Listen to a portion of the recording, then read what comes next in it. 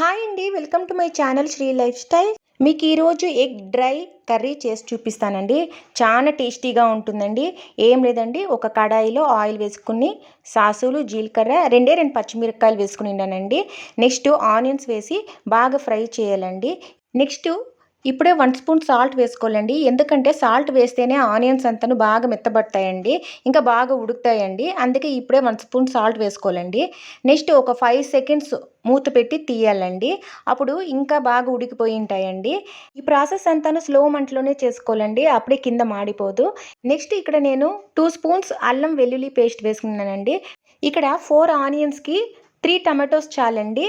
ఇప్పుడు ఆనియన్స్తో పాటు టమాటోస్ కూడా బాగా మెత్తగా కావాలండి, అంటే ఫ్రై కావాలండి.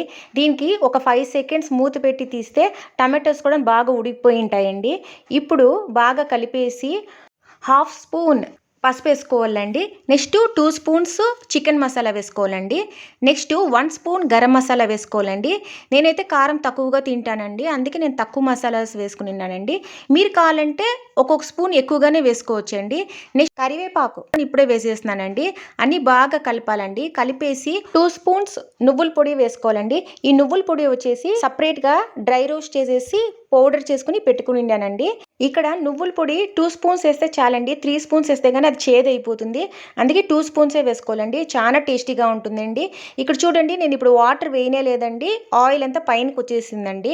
ఇప్పుడు ఉడకపెట్టుకున్న గుడ్లు దీంట్లో వేయాలండి. అంటే గుడ్లంతే అట్లా వేసేయకూడదండి, కొంచెం ఇట్లా నేను చూపించిన విధంగా అట్లా కొంచెం అట్లా ఘాట్లు పెట్టేసి అప్పుడు వేయాలండి. అప్పుడు ఆ మసాలా అంతాను ఆ గుడ్ లోపల వెళ్తుందండి. మనము ఇట్లా ఘాట్లు పెట్టకుండా అట్లే వేసేస్తే మసాలా అంతాను గుడ్ లోపల పోదండి. అందుకే ఇట్లా ఘాట్లు పెట్టుకుని వేసి బాగా కలపాలండి. కలిపేసినాక కొంచెం ఒక 5 సెకండ్స్ మూత పెట్టి తీయాలండి.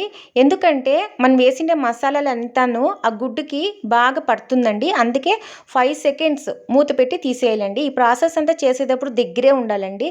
ఇప్పుడు చూడండి, ఆయిల్ అంతా పైనకి వచ్చేసింది. ఇప్పుడు ఏమంటే సెసమీ సీడ్స్ వేసినాం కదండి, అది వేస్తే కన్నా ఈ కర్రీ అంతా చాలా గట్టిగా అయిపోతుందండి. అందుకే నేను ఒక 1/2 గ్లాస్ వరకు నీళ్లు వేసేసి మళ్ళాకి ఒక 5 సెకండ్స్ మూత పెట్టి తీయాలండి. ఇంకా లాస్ట్లో కొంచెం కొత్తిమీర వేసుకుని బాగా కలిపేస్తే ఇంకా ఎగ్ డ్రై కర్రీ రెడీ అయిపోయిందండి. ఈ కర్రీ రైస్కి, దోశకి, చపాతీకి, పూరీకి చాలా బాగుంటుందండి. ఓకేనండి, హ్యాపీగా ఉండండి, ఆరోగ్యంగా ఉండండి, తక్కువ మసాలా తినండి, తక్కువ కారం తినండి. ఇంకా ఈ రెసిపీ నచ్చిందంటే లైక్ చేయండి, షేర్ చేయండి, సబ్స్క్రైబ్ చేయండి, అట్లే బెల్ బటన్ ఆన్లో పెట్టుకోండి. ఓకేనండి, బాయ్ అండి.